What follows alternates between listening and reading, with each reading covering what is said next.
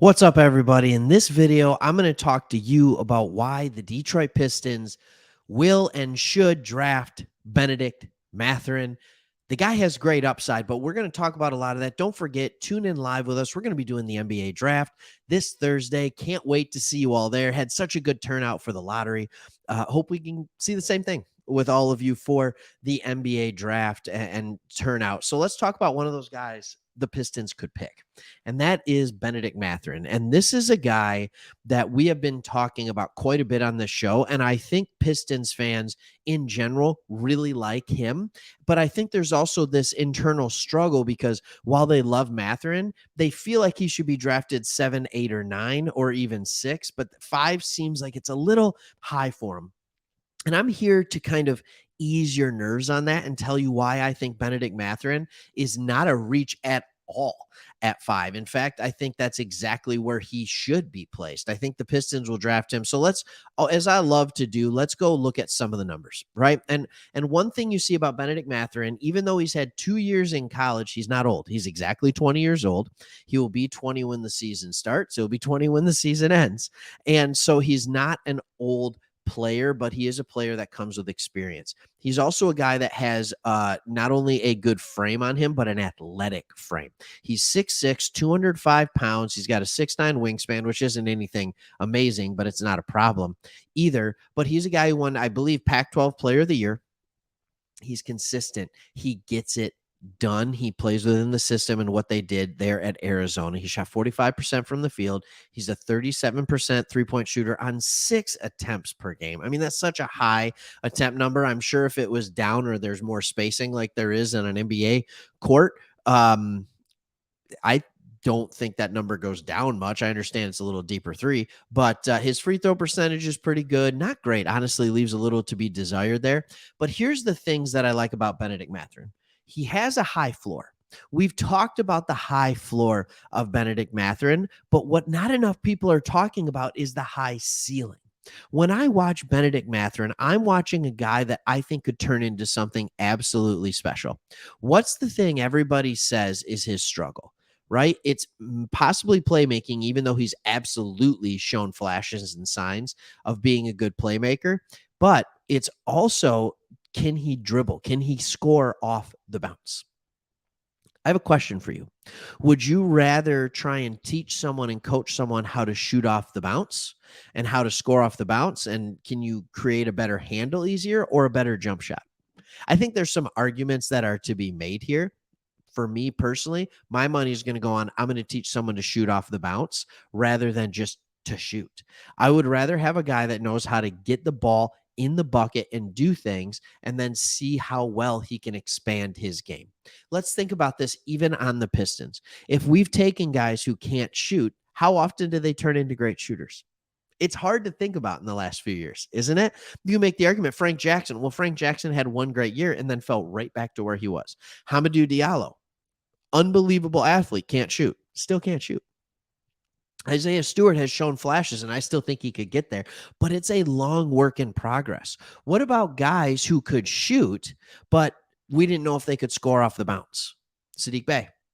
How did that work out for us? Year 2, he started developing at a much faster rate, faster than any of us thought, because he started scoring more off the bounce in isolations, things like that. And all of a sudden we're like, wow, he's scoring in a lot of different ways. This is really, really great. How about Jeremy Grant? He could shoot. He was an athlete, but nobody knew if he could create his own shot.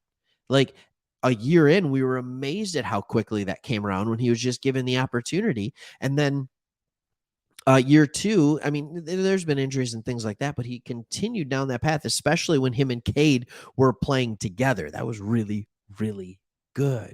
So, like, I look at this and I'd rather take the guy that can shoot that needs to learn the bounce than a guy who can't shoot but has the bounce. And so that's kind of what I'm looking at there and why I think Bennedict Mathurin is going to be a good pick. Also, let's go with a comp. When you look at his size, when you look at his body type, when you look at his athletic caliber, he reminds me a lot of Jaylen Brown coming out of Cal.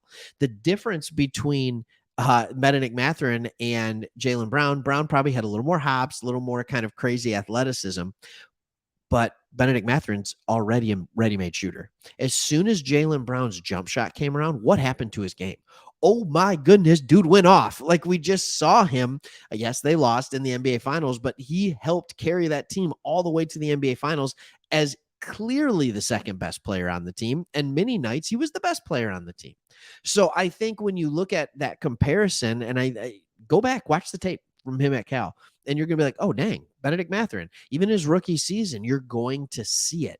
So I think that comp is a very good kind of what the ceiling's going to be for Bennedict Mathurin. And so many people are worried about, does he have a high ceiling? The answer is yeah. Yeah, he has a high ceiling. He really, really does. I also think when you talk about Bennedict Mathurin, even if he doesn't develop that off the dribble, even if he doesn't develop the playmaking side of things, it still fits perfectly next to Cade and Killian. He's a tall enough, long enough wing where you could play him at the 2, no problem. You want to play him at the 3? Sure, play him at the 3. I don't have a problem with that. Think about how many small ball lineups we did with the Pistons at the guard/wing position last year.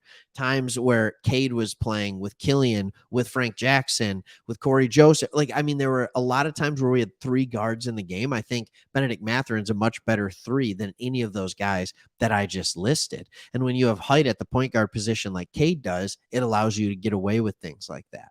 Also, maybe he doesn't become a great playmaker. Maybe he's not creating off the bounce. Great. Let Cade and Killian continue to run the offense. That's okay. Like, that's not a problem and anything we have a problem with. We know Killian is struggling putting the ball in the bucket. But is he? I don't want to make this video about Killian, but in his last 33 games, he averaged, I think I want to say it was 52% finish rate around the rim. That was higher than John Morant. That was higher than a lot of lead guards in this league.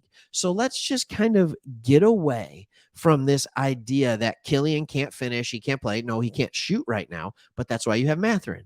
So I think he is a very good fit and someone that the Pistons absolutely need to consider. Not only that, but how quiet has it been in the draft cycle with him?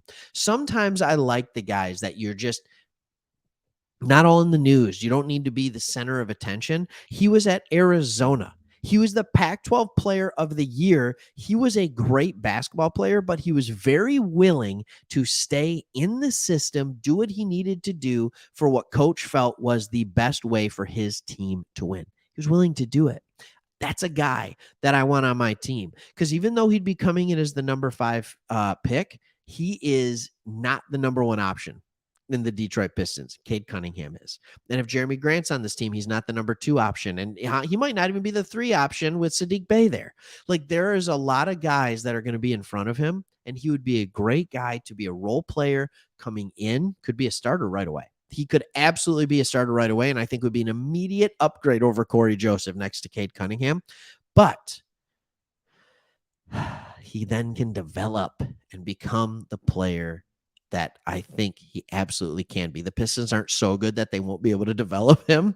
They're not, but they're also not so bad that he'll just be trial by fire and it'll be awful. So let me know what your thoughts are on Bennedict Mathurin. Are you as high on this guy as I am?